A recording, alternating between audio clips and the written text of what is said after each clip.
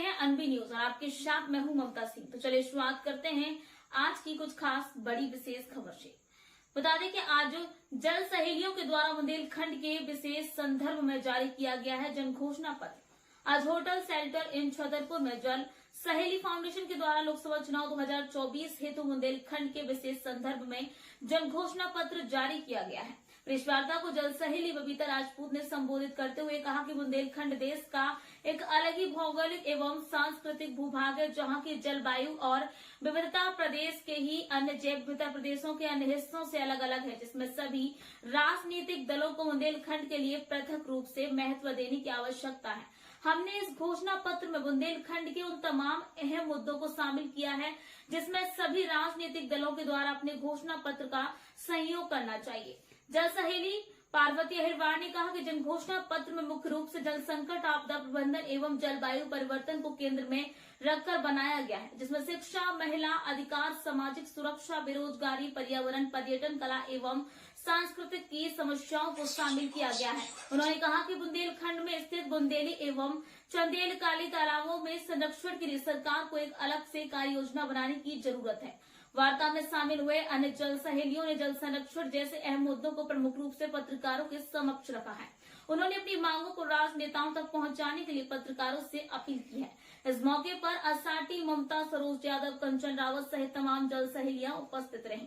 नंदलाल चौधरी और सत्यम खरे की खास रिपोर्ट। क्या नाम आपका? जी, मेरा नाम रजनी हरवार है। मैं ग्राम पंचायत देवपुर से हूँ, ब्लॉक बड़ा मलेरा। जल सहेली फाउंडेशन में जल सहेली में सदस्य हूँ और हम लोगों ने ये मिलकर हम सभी जल सहेली बहनों ने ये फाउंडेशन घोषणा पत्र तैयार किया है।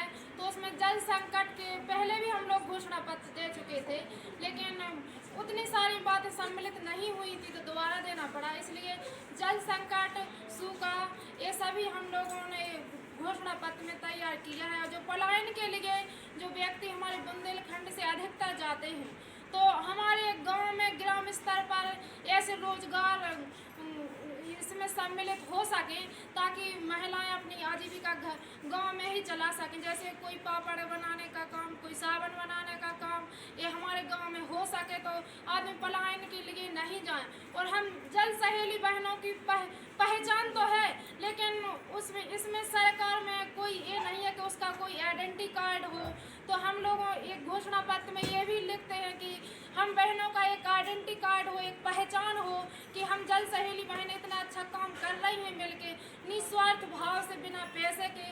तो उसका भी कोई एक आइडेंटिटी कार्ड होना चाहिए। और जो हमारे गांव में हम लोग काम कर रहे हैं जैसे श्रमदान के माध्यम से, तो छोटे छोटे श्रमदान तो हम लोग कर सकते हैं, लेकिन हम लोग पानी संरक्षण के लिए, बड़ा कार्य के लिए पैसे भी तो चाहिए। तो हम सरकार से यही घोषणा पत्र में लिखते हैं कि हम लोगों को ऐसे ग्राम स्तर में जो पंचायतों के द्वारा काम हो रहे हैं तो उसमें सहभागिता देख हम लोगों की भी होना चाहिए, क्योंकि जब हम सब बहनें मिलकर उसको देखेंगे, करेंगे तो ज़्यादा काम अच्छा होगा।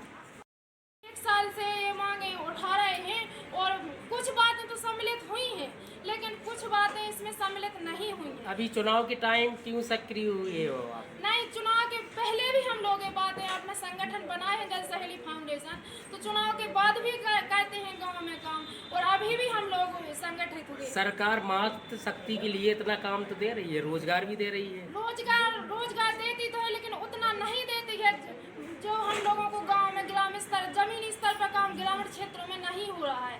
अगर ग्रामीण क्षेत्रों में जमीनी स्तर पर काम होता तो हम लोगों को एक घोषणा पत्र देने की जरूरत नहीं पड़ती। जो हम लोगों के तालाब, नदी, इनमें की बजरी बारू निकाली जा रही है, नदी सूख रही है। चंदेलकालीन तालाबों में हम लोग श्रमदान के माध्यम से थोड़ा बहुत बोरी बदान का काम कर लेते हैं, लेकिन इतना काम नहीं, बड़ा काम हो पाए, इसलिए हम लोगों को सरकार की जरूरत है।